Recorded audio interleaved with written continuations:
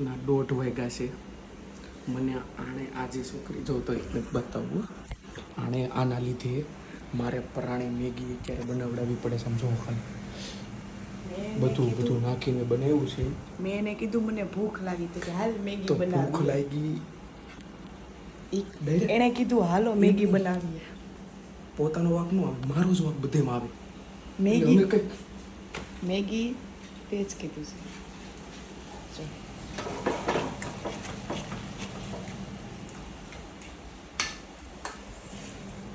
તમારે ખાવી હોય તો જાઓ, વચ્ચે નહીં, કેમ કે અમારે એક છે ને કાંઈ નહીં વધવા દી. સમજા તમે? એક જ બધું પતાવી નાખશે.